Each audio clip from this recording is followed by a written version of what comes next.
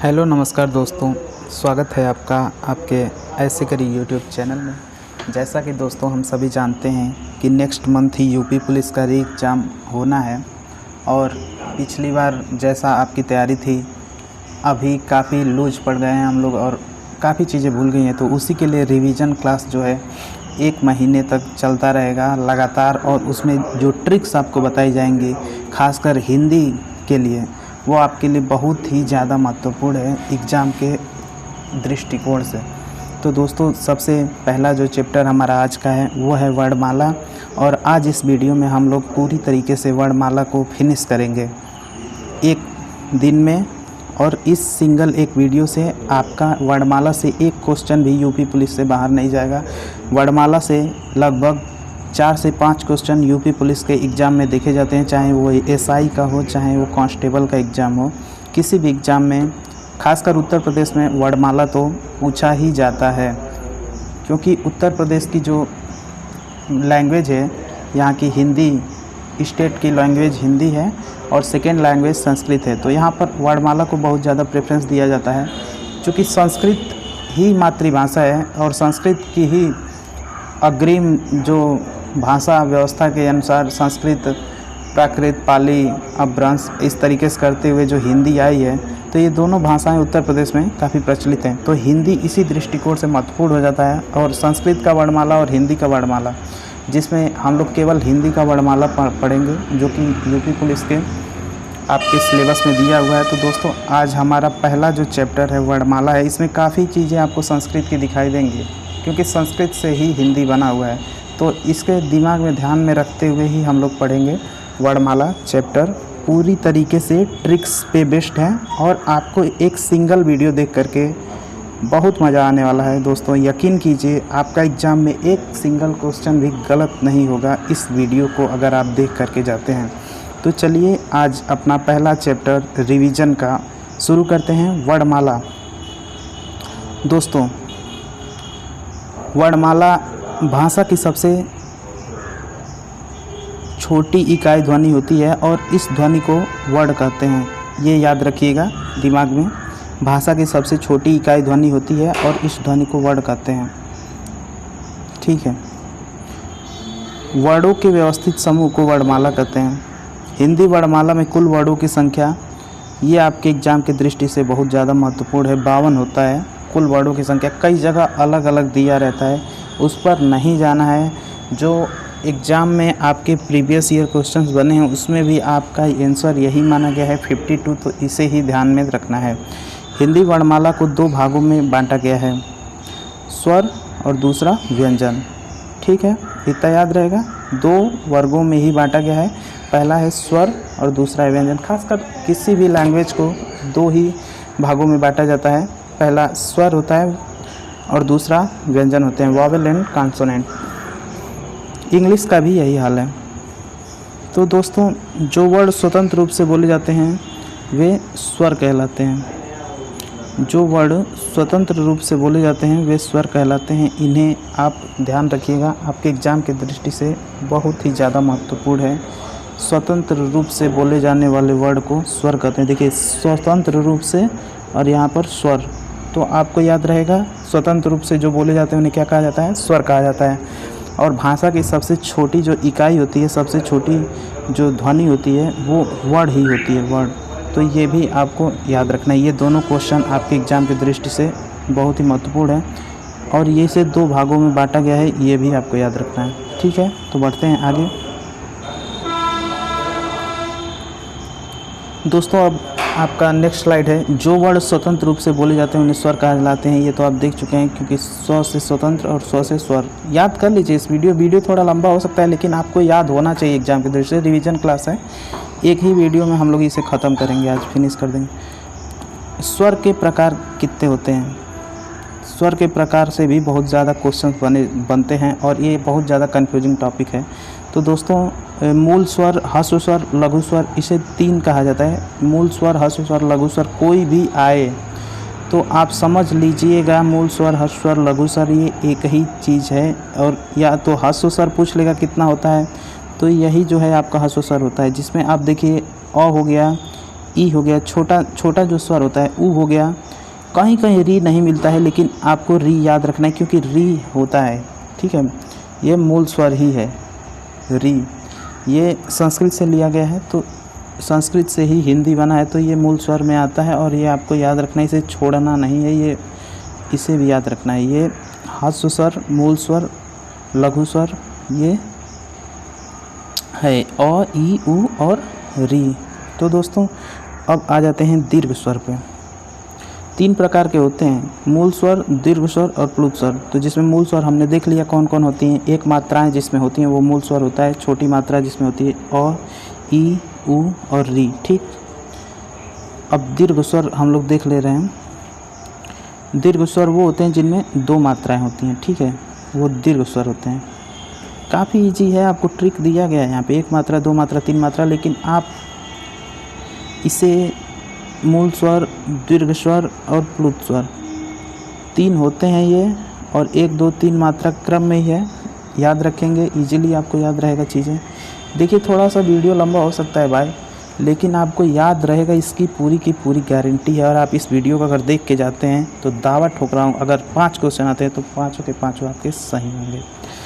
तो नेक्स्ट जो अपना स्वर है वो प्लुत स्वर है। इसमें 3 मात्राएं होती हैं, जैसे ओम, ठीक है, या फिर जो संबोधन वाला चिन्ह होता है, हरे, ऐसे जो चिन्ह होता है, ये सभी चीज़ें भी प्लुत स्वर में ही आती हैं। चलिए ठीक है, ये कभी कभी पूछा जाता है। मेन आपका इम्पोर्टेंट है ये 2 मात्रा, 1 मात्रा, मूल स्वर, दीर्घ स्वर। प्लुत स्वर में 3 मात्राएं होती हैं, याद रखिएगा, कभी कभी पूछ लेता है। जिन स्वरों के उच्चारण में बहुत कम समय लगता है वे मूल स्वर कहे जाते हैं। तो दोस्तों एक स्वर होता है तो कम ही उच्चारण लगेगा, आप उस ट्रिक से याद रखेंगे। जिसमें कम समय लगेगा क्योंकि एक ही स्वर, उसमें एक ही मात्रा है, तो उसमें आपको कम समय लगेगा। ह्रस्व स्वर या लघु स्वर भी उसी का नाम है, हम लोग पीछे देख चुके हैं, अ, ई, उ, ठीक है, तो ये याद रखेंगे। अब नेक्स्ट जो है, जिन स्वरों के उच्चारण में ह्रस्व स्वरों से अधिक समय लगता है, मतलब 2 मात्राएं हैं तो अधिक समय लगेगा ही, तो ये हो गई, ठीक है।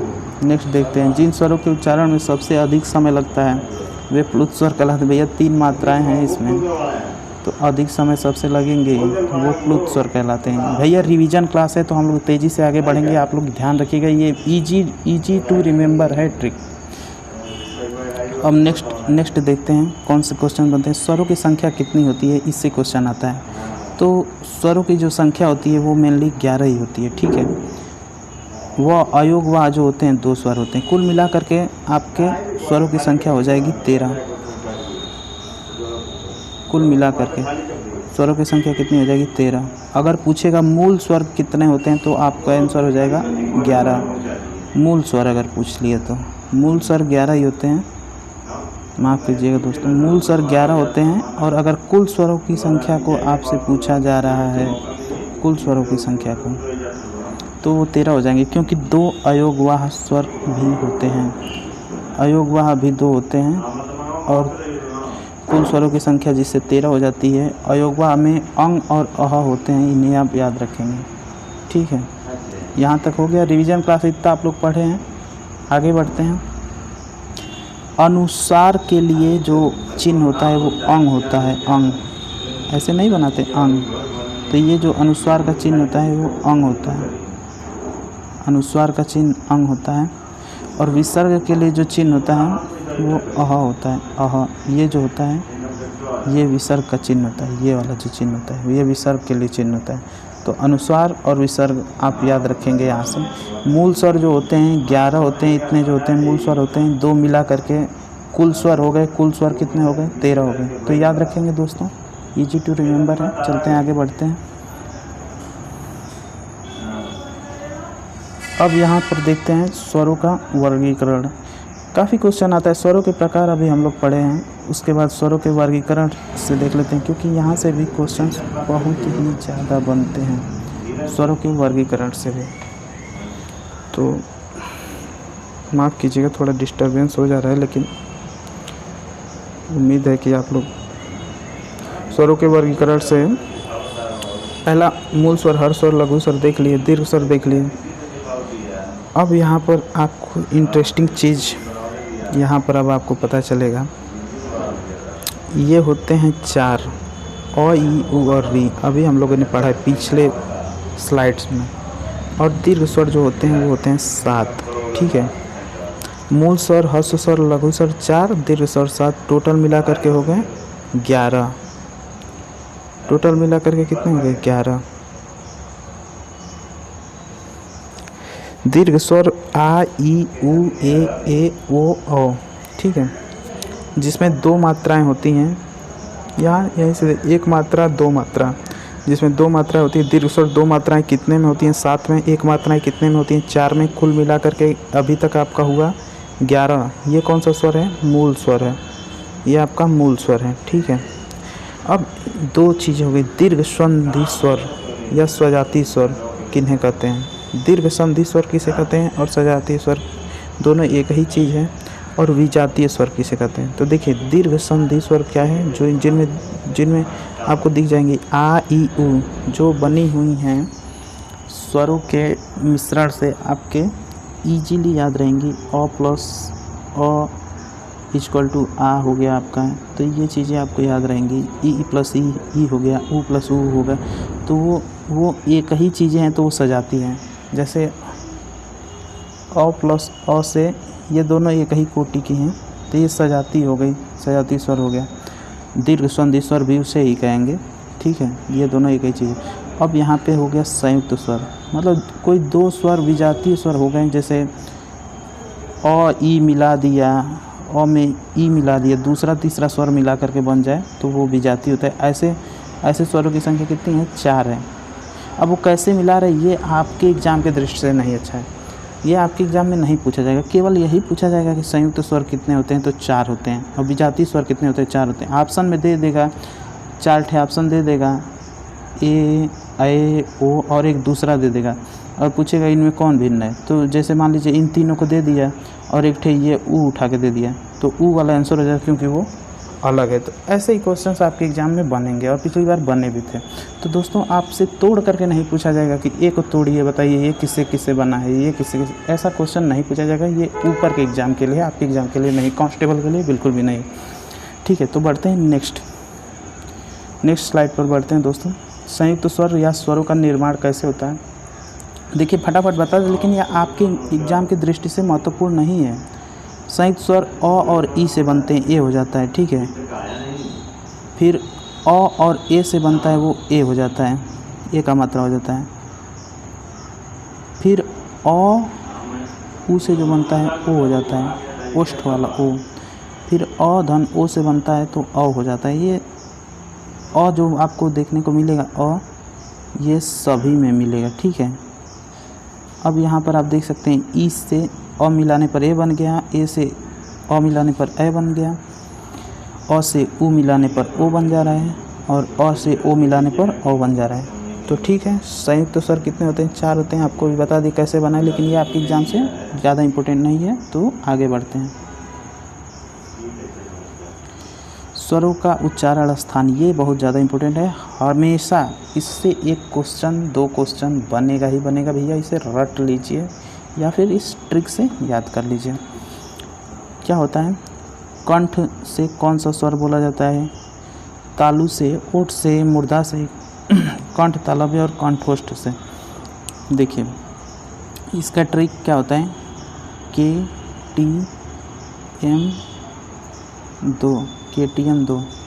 KTM 2 इसका ट्रिक होता है। अभी आगे आपको बताएंगे कि इस ट्रिक से कैसे याद करेंगे। फिलहाल आप याद करिए सीक्वेंस से। अ आ, ये किससे बोला जाता है? कंठ से। उसके बाद क्या आता है स्वर में? ई, वो किससे बोला जाता है? तालु से। यहाँ पर तालु से, सॉरी। अ आ पहले क शुरू होता है ना, क, KTM 2। ठीक है, के से कंठ से अ आ। ठीक, अब टी से तालु हो गया, तालु से ई, टी ई, अ आ ई, उसके बाद उ आ गया, तो ओ किससे हो गया? ओष्ठ से हो गया। ओष्ठ किससे हो गया? मूर्धन्य वाला जो होता है, KTM 2 उ, ये ओष्ठ से हो गया, सॉरी माफ़ कीजिएगा। उ जो हो गया आपका ओष्ठ से हो गया, मूर्धा से ऋषि हो गया। कंठ तालव्य स्वर जो होते हैं ए होते हैं, और कंठोष्ठ जो होते हैं ओ, कंठोष्ठ। अ और उ से बना है तो ये ओष्ठ हो जाएगा। देखिए अ इसमें था और उ था, अभी संयुक्त स्वर पढ़े हैं हम लोग, तो दोनों मिला करके ओ बना था, तो यहाँ पर कंठ और ओ ओष्ठ मिला देंगे तो कंठोष्ठ हो जाएगा। इसी तरीके से याद रखना है, ठीक है। आगे बढ़ते हैं। और उ जो है और ओ जो है, इसको देखिए अ और उ दोनों एक ही तरीके से तो ओठ हो जाएगा। और ये शुरुआती दोनों चीज़ें हैं, अ आ इ ई, तो केटीएम। अब यहाँ पे ओष्ठ को उ जो है वैसा ही आपका मात्रा है ओ, उ का मात्रा और ओ का मात्रा दोनों एक ही तरीके से, तो ये पढ़ेंगे। अब यहाँ से ऋषि कैसे याद रखेंगे? मूर्धन्य। तो जो ऋषि मुनि होते हैं वो एकदम मूर्धावस्था में रहते हैं, मतलब मान लीजिए कि उनका जीवन में दूसरों का स्थान नहीं है, वो अपने जीवन में मग्न रहते हैं। कई लोग शमशान में भी रहते हैं, तो समझ लीजिए मुर्दा जो होते हैं उनके तरीके से वो लोग जीवन जीते हैं। तो ये समझ लीजिए, बस याद रखने के लिए ट्रिक है भाई, कोई दिल पे नहीं लेगा। अब नेक्स्ट देखते हैं कैसे याद रखेंगे। ये हो गया कंठ और तालु, तो अ और ई को ही तो मिला के ये बना है, तो कंठ और तालु को मिला के कंठ तालव भी हो गया। अ और ई को मिला के तो ये बना है, तो इन दोनों को मिला करके ही तो बना है, तो कंठ तालव भी हो जाएगा, ठीक है। तो ऐसे याद रखेंगे। इन चीज़ों को आप रट लीजिए, घोल के पी लीजिए, या फिर जैसे बताएं उस ट्रिक से याद कर लीजिए। इससे आसान कोई ट्रिक आपको बताएगा नहीं, मैं बता दे रहा हूँ। अब बढ़ते हैं नेक्स्ट स्लाइड पे। जीभ के आधार पर स्वरों का उच्चारण स्थान। जीभ के आधार पर स्वरों का उच्चारण स्थान देख लेते हैं। कई तरीके से तो क्वेश्चन पूछा जाता है, कोई भी क्वेश्चन छूटे नहीं, यही तो हमारा उद्देश्य है दोस्तों। इसमें भी 3 तरीके के स्वर होते हैं, अग्र स्वर, मध्य स्वर, पश्च स्वर। अग्र स्वर, मध्य स्वर, पश्च स्वर। अब जो अग्र स्वर होता है, देखिए इजी है, हिंदी बहुत आसान है। अग्र स्वर आपके आगे का जो शब्द हो गया ई ए। अब अ मध्य में ले लीजिए ना, मध्य में अ आ गया, ठीक है। अब पश्च स्वर जो बड़े स्वर होते हैं, जो बड़ी मात्राएं अ उ ए। पश्च को तीसरा को ऐसे भी याद रख सकते हैं, जैसे ये आ रहा है 3 नंबर पे ना, तो ऐसे ही सारी मात्राएं मिलेंगी आपको, आ उ, फिर ऐसे 3 में ए बना दिया, फिर ये बना दिया, फिर ओ बना दिया, फिर ओ बना दिया। तो हम तो ऐसे ही याद रखे थे पश्च स्वर को, क्योंकि सबसे लास्ट में आ रहा था। अब आप जैसे याद कर लीजिए, मध्य स्वर अ याद रखेंगे, ये तो हमेशा पूछा जाता है, ये तो आपको याद होगा। मध्य स्वर अ, अग्र स्वर ई ए याद रखेंगे। 4 अग्र स्वर होते हैं, मध्य स्वर 1 होता है, और पश्च स्वर है 5 पश्च स्वर होते हैं। कुल मिला करके 9 हो गया, ठीक है। तो ये आपको याद रहे, यहाँ पे लिखा भी हुआ है, तो दोस्तों ये याद रखना है, ठीक है। बढ़ते हैं नेक्स्ट स्लाइड पे। व्यंजन देख लेते हैं। स्वर तो देख लिए, स्वर को याद रख लीजिएगा। जितना ट्रिक बताए हैं बहुत ज़्यादा इम्पोर्टेंट है, इसी ट्रिक से आपको याद रहेगा। देखिए ये रिवीजन क्लास है, हम मान के चलते हैं कि आप पहले से पढ़े हुए हैं, तो इसलिए हम फटाफट आगे बढ़ रहे हैं। अब चलते हैं व्यंजन में। अगर आप नहीं भी पढ़े हुए हैं ना दोस्तों, तो आपके लिए बहुत ही इजी है, इजी टू रिमेंबर है आपके लिए, बता दें। व्यंजन जो वर्ण स्वरों की सहायता से बोले जाते हैं वे व्यंजन कहलाते हैं। स्वरों की सहायता से जान ही रहे हैं, स्वर की सहायता से जो बोला जाएगा उससे व्यंजन कहते हैं। जैसे क हो गया, क में अ हमेशा रहता है। ग हो गया, ग में भी अ जो स्वर है हमेशा रहता है। तो ठीक है इतना। अब इन व्यंजनों को भी कई आधार पर बांटा जाता है। जैसे इनमें कौन कौन से व्यंजन होते हैं? स्पर्शी व्यंजन होते हैं, उच्छिप्त व्यंजन होते हैं, या द्विगुणी व्यंजन होते हैं। द्विगुणी व्यंजन कौन कौन से हैं? ड़ और ढ 2 होते हैं द्विगुणी व्यंजन, ठीक है। और स्पर्शी व्यंजन कितने होते हैं? क से म तक, क से म तक होते हैं। ये आपके टोटल होते हैं 25, याद रखेंगे 25, ठीक है। उच्छिप्त और द्विगुणी व्यंजन 2, ड और ढ। उच्छिप्त क्या है? ड़ और ढ, और द्विगुणी क्या हो गया, वही ड और ढ, 2 थे नीचे बिंदी उसके याद रखेंगे, इजी टू रिमेंबर है, ड और ढ। अनुनासिक अंतिम के जो पाँच होते हैं वो अनुनासिक, प्रत्येक वर्ग का 5वां वर्ड होता है अनुनासिक। जैसे क अंग आ गया, ऐसे देख लीजिएगा, आप याद है, आप जानते हैं, अभी मैं आगे आपको बता दे रहा हूँ, स्लाइड में है, ठीक है। अंतस्थ व्यंजन य र ल व, अंतस्थ, इसको कैसे याद करेंगे, य र ल व। तो देखिए अंतस्थ, इसके नाम में ही लिखा है अंत होना है भाई उसका, ठीक है। अभी आप जा रहे हैं पुलिस डिपार्टमेंट में भर्ती होने जा रहे हैं, तो भाई जो यार वाले हैं, यार हैं जो लव में आ रहे हैं, वो उनका देखा जाता है नॉर्मली, यहाँ पर अगर आप लोग आएंगे तो उनके अफेयर्स का या तो अंत होता है, या तो वही लोग गलत रास्ते पे जाते हैं और फिर अपने या तो जीवन का अंत करेंगे या फिर अपने लव का अंत करेंगे, जो भी हो, ठीक है। तो ये आप इस तरीके से याद रख सकते हैं, य र ल व, मानो किसी का यार था, लव करता था, बाद में उसका अंत हो गया, तो य र ल व से आप अंतस्थ व्यंजन याद रख सकते हैं, 4 होते हैं, ठीक है। अब नेक्स्ट बढ़ते हैं उष्म व्यंजन पे। इसे संघर्षी व्यंजन भी कहा जाता है और उष्म व्यंजन कहा जाता है, ठीक है। तो संघर्षी व्यंजन क्या है, ये जितने 100 हैं इसमें भी संघर्ष दिख रहा है, जो वो 100 है वो संघर्षी व्यंजन में है, तो 3 तो याद हो गया। वैसे ही उष्मा किस में है, 100 उसमें भी है, उष्मा में भी, तो ये तीनों 100 आ गए, और संघर्षी में भी, तो उष्म व्यंजन या संघर्षी व्यंजन में 3 ठे 100 हैं, ये तो आपको याद हो गया। एक ठे और ये लगा लीजिए, हाँ लगा लीजिए, हाँ, उष्म और संघर्षी व्यंजन 100 है, ठीक है। तो ये संघर्षी व्यंजन हो गया। एक और ट्रिक है, जैसे किसी भी चीज़ को सह रहे हैं आप, संघर्ष हो रहा है तो उसको सह रहे हैं, उष्मा खूब ज़्यादा है तो उसको आप सहन कर रहे हैं, तो 100 जितना, तीनों 100 की हम बात करें, और ह हो गया, ठीक है। तो ये इससे आप याद कर लेंगे, इजी टू रिमेंबर है, कोई दिक्कत नहीं होगी, एग्जाम में आप पक्का टिक करके आएंगे। अब संयुक्त व्यंजन की बात करते हैं दोस्तों, तो संयुक्त व्यंजन जो होते हैं ये भी 4 ही होते हैं। अंतस्थ व्यंजन, उष्म व्यंजन और संयुक्त व्यंजन 4 होते हैं। ये देख लीजिए, छतरी वाला 6 हो गया, त्र हो गया, य हो गया, और यहाँ पर स्र हो गया। अभी आपको आगे दिखाएंगे हम लोग पूरा अच्छे से, इसका जो वर्ग तालिका है सब बना करके हमने रखा हुआ है, इस PDF में आपको मिलेगा। ये वर्ग तालिका जो है ये आप देखिए, इसी से आपको सब कुछ समझ में आएगा दोस्तों। तो चलिए इसे साइड में कर लेते हैं। ये देखिए, क वर्ग, च वर्ग, ट वर्ग, त वर्ग, क च ट त, थोड़ा और ऊपर कर लेता हूँ भाई, ठीक है, छोटा का भी कर लेता हूँ, ठीक है। ये दिख रहा होगा, मुझे पता है। क वर्ग, च वर्ग, ट वर्ग, त वर्ग, प वर्ग। अब यही मैं कह रहा था, यहाँ से कचट तप, क्या है, कचट तप है ना, कचट तप, क च ट त प, ठीक है।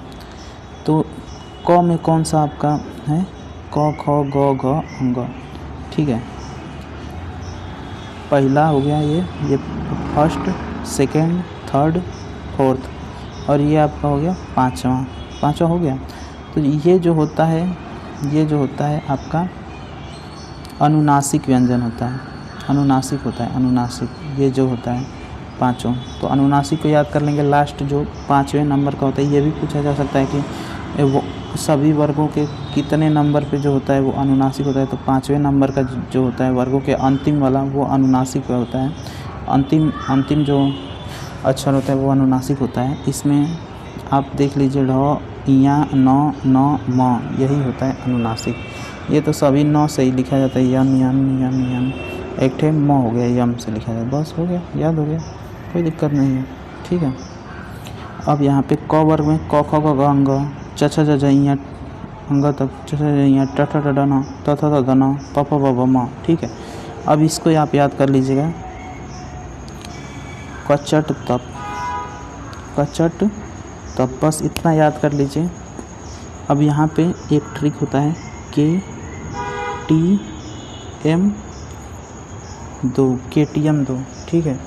KTM 2 एक ट्रिक होता है दोस्तों, इसे आप याद रख लीजिएगा। के से क वर्ग का, क वर्ग से के से क्या हो गया, कंठस्थ हो गया। ठीक है। टी जो ट्रिक है हमारा, टी जो ट्रिक है ये तालव्य हो जाता है इससे। के टी एम 2 क च, तो च वर्ग के किससे बोले जाते हैं, तालु से। ट वर्ग के किससे बोले जाते हैं, यम से, मूर्धन्य से। और त वर्ग के किससे बोले जाते हैं, डी से, दंत से। अब प वर्ग किससे बोले जाते हैं, ओ से, ओष्ठ से। KTM 2 जैसे ATM 2 होता है ना, वैसे ही KTM 2 होता है, याद कर लीजिए, कोई बात नहीं। ठीक है। और वैसे भी याद कर सकते हैं, क से कंठस्थ होता है, ये तो पहला तो याद ही होगा। टी से जो होता है तालव्य होता है, यानी च वर्ग का चाल होता है, च से ताल होता है। ठीक है। ये ट्रिक याद कर लीजिए, इससे ईजी आपका कुछ भी नहीं। KTM 2 कचट तक, इससे आपको पूरा याद हो जाएगा कौन कौन से वर्ग का है। अब नेक्स्ट हम लोग बढ़ते हैं।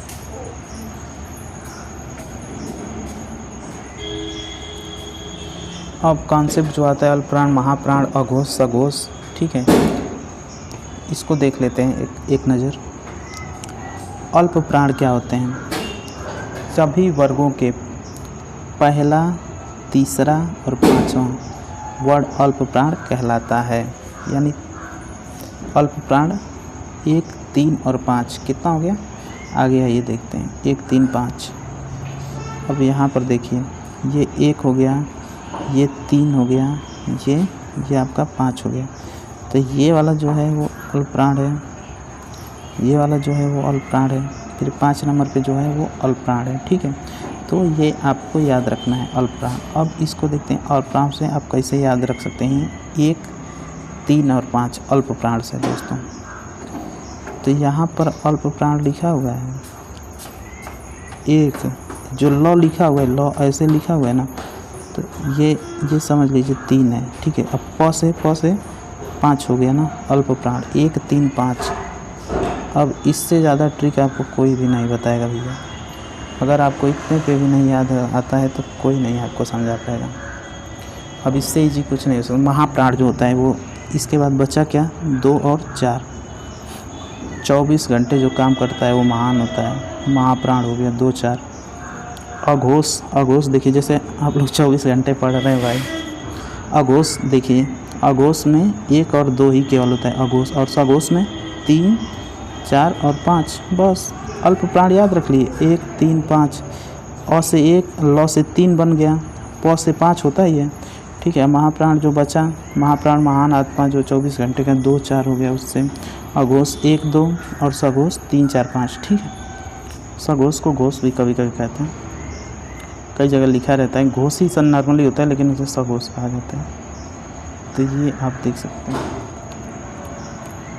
अब यहाँ पर अंतस्थ व्यंजन, अभी हमने ट्रिक बताया था, किसी का यार है, लव किया तो उसका क्या हो गया, अंत हो गया भैया का, तो वो चले गए अंतस्थ व्यंजन, यरल लव, या तो जेल चले गए या फिर कहीं चले गए। तो ये क्या होता है, अल्प प्राण होता है। ठीक है, ये अल्प प्राण होता है। अंत हो गया भाई साहब का, तो वो क्या हो गया, उनका प्राण कम समय के लिए था, तो अल्प प्राण हो गया कि नहीं हो गया बताइए, अल्प प्राण हो गया कि नहीं। 1, 3, 5 जो ट्रिक था वो तो है ही। अब अल्प प्राण में और क्या आता है, यार और लव। तो यार जो जिसका था वो लव किया था कम समय के लिए, उसका अल्प प्राण जो प्राण था अल्प समय के लिए था, उसका अंत हो गया, तो वो अब उसका राम नाम सत्य हो गया है। जो भी हो गया है बता दे रहे हैं, याद कर लीजिए। चारों ओर घोषणा हो गई है। ठीक है, सघोष, यार लव, चार सब लोग जाने जाते हैं नॉर्मली, ये सारी चीज़ें ऐसी कि छुपती नहीं है। तो अल्प प्राण यार लव का कम समय के लिए अंत हो गया, उसका प्राण अल्प था, और यार ने लव किया तो चारों ओर घोषणा, हल्ला नहीं हो जाता है। सुने ही नहीं, किसी आपका दोस्त किसी से प्यार करेगा तो चारों ओर हल्ला हो जाता है तुरंत। और उन सब का लव लाइफ भी ज़्यादा दिन नहीं रहता है, अल्प प्राण ही रहता है, अंत भी हो जाता है अंतिम में। ठीक है, तो ये इससे आप याद रखेंगे भाई, दिल पे मत लेना, मैं बस ट्रिक बता रहा हूँ याद करने के लिए, गाली मत देना कमेंट में यार। अर्ध स्वर जो होता है, य और वो होता है अर्ध स्वर, याद रख लीजिए, इसे रट लीजिए, य व हर जगह ये याद आएगा। अभी आपको आगे जो संधि पढ़ेंगे ना, उसमें अर्ध स्वर का बहुत ज़्यादा योगदान है। य और व इसे रट लीजिए भैया। य और व ये संस्कृत के शब्द हैं, अर्ध स्वर ये होते हैं, अर्ध स्वर होते हैं, तो इन्हें याद कर लीजिए। य और व अर्ध स्वर हो गया। आगे चले। पार्श्विक व्यंजन होता है, पार्श्विक ल होता है पार्श्विक व्यंजन। क देख रहे हैं ल की तरह दिख रहा है कि नहीं, क ल की तरह दिख रहे हैं, पार्श्विक ल व्यंजन होता है, याद रख लीजिए। अब लुंठित व्यंजन जो होता है वो र होता है। लुंठित व्यंजन र, लंठ र। उष्म और संघर्षी व्यंजन, उष्मा मैंने सहन नहीं कर पाए हैं, स। संघर्षी स, ठीक है। स में भी और इसमें भी स है, तो ये तीनों स और ह, सहन कीजिए उसे, ठीक है। स ह। अब ये देखिए स जो होता है ये आपका स जो होता है महाप्राण होता है, अघोष होता है, ठीक है, अघोष होता है, ठीक है। और ह जो होता है वो भी महाप्राण ही है, ये सब महाप्राण ही है, लेकिन वो जो होता है ह जो होता है वो सघोष होता है, ठीक है। ह जो होता है सघोष होता है, तो याद रख लीजिएगा इसे, सिंपल सा है। महाप्राण तो ये होता है उष्मा और संघर्षी व्यंजन। भाई उष्मा है इतना ज़्यादा तो वो महाप्राण तो होगा ही, जिसके अंदर इतना ज़्यादा उष्मा है, संघर्ष चल रहा है, तो वो महाप्राण है, 24 घंटे काम करने वाला है, तो दोनों ही महाप्राण हैं। लेकिन एक सघोष हो जाएगा, एक अघोष हो जाएगा। ये अघोष हो गया स, ठीक है, और ये जो हो गया ह हो गया वो सघोष हो गया, ठीक है। तो आगे बढ़ते हैं। संयुक्त व्यंजन, संयुक्त व्यंजन याद रख लीजिएगा, छत्री, त्रिशूल, ज्ञानी और स्र। आगे बढ़ते हैं। इनका व्यंजनों का निर्माण कैसे होता है ये देख लेते हैं। इन व्यंजनों का निर्माण कैसे होता है ये देख लेते हैं, चलिए। तो दोस्तों इनका निर्माण होता है क और स से। देखिए हलंत ज़रूर रहेगा, एग्जाम में आता है, ऑप्शन में हलंत नहीं दिया रहता है, क में हलंत नहीं रहेगा, त में हलंत, ज में हलंत नहीं रहेगा, स में हलंत। इन पहला जो अक्षरों में होता है उसमें हलंत रहता ही रहता है इसमें। ये इसकी सबसे बड़ी ट्रिक है, कंफ्यूज मत होकर के बिना हलंत वाले पे मत टिक मार दीजिएगा, गलत हो जाएंगे आप। हलंत रहता ही रहता है इसमें, ठीक है। अब क और स से छत्री वाला छ बना, इसकी स्पेलिंग देखिए क्या होता है, KSH, ठीक है। तो स हो गया, स से ये वाला स हो गया, और के से क्या हो गया, ये क हो गया, ठीक है, याद रख लेंगे। चले नेक्स्ट, चले, ठीक, okay okay okay okay okay. Next पे आइए, त्र।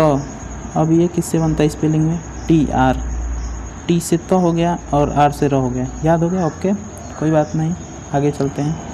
अब ज्ञानी ज और यहाँ से बनता है, ठीक है, और स्र किससे बनता है, SHR से, SHR से। तो यह से स हो गया, ठीक, और आर से र हो गया, स्र हो गया, ये याद रख लेंगे। इतना ज़रूर ध्यान दीजिएगा कि पहला वाला जो होता है मात्रा इसमें हलंत ज़रूर रहता है, जो पहला वाला स्वर रहता है, आधा स्वर रहता है, ठीक है, उसमें व्यंजन मिला करके वो संयुक्त व्यंजन बनता है। तो कोई अगर ऐसा ऑप्शन में रहे जिसमें हलंत ना रहे वो ऑप्शन गलत होगा, जिसमें हलंत रहेगा वही सही होगा। आगे बढ़ते हैं, वर्णमाला देख लेते हैं एक नज़र में क्या है, इसे याद रख लीजिए, नहीं तो बहुत ज़्यादा कन्फ्यूजन हो गया होगा। चलिए, स्वरों की संख्या कितनी होती है, 11 होती है, ठीक है। नॉर्मली स्वरों की संख्या पूछे या मूल स्वरों की संख्या पूछे, दोनों में ही 11 ही होता है। अब पूछ दे कुल स्वरों की संख्या, पूछ दे कुल स्वरों की संख्या, तब आपको यहाँ पर 13 देखिए नीचे लिखा भी हुआ है, यहाँ पर लिखा हुआ है कुल स्वरों की संख्या। कुल स्वरों की संख्या में 13 लगाना है आपको, ठीक है। अब स्पर्शी व्यंजनों की संख्या, स्पर्शी व्यंजनों की संख्या 25 होती है। वही कचट तब के जितने होते हैं, पाँचों पाँच, एक एक खाने के जितने पाँचों रहते हैं, स्पर्शी व्यंजन होते हैं 25, ठीक है। अयोग व 2 हम लोगों ने पढ़ा ही है, अंग और अह, ठीक है।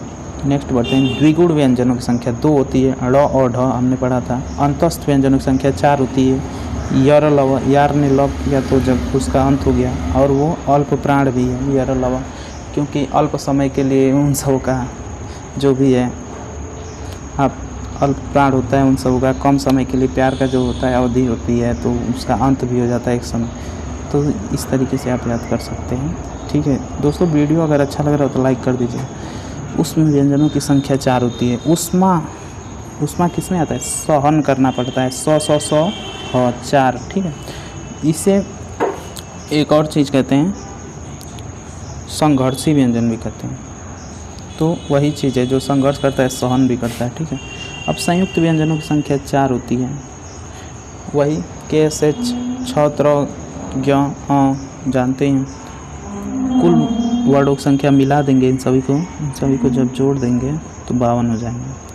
तो ये दो चीज़ याद रखिएगा, स्वरों की संख्या 11 होता है और कुल स्वरों की संख्या 13 होता है। अगर मूल स्वरों की संख्या भी पूछे तो ही 11 ही लगाएंगे।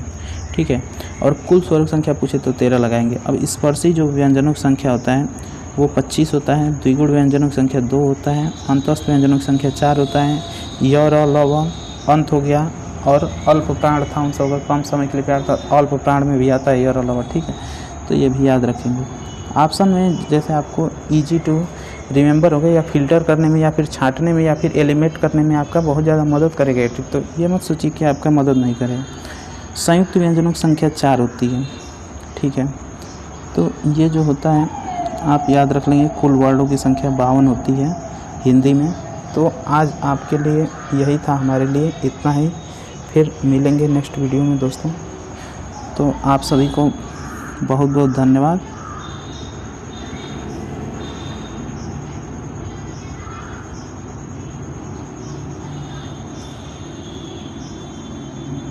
अगर वीडियो अच्छा लगा हो तो लाइक ज़रूर कर दीजिए।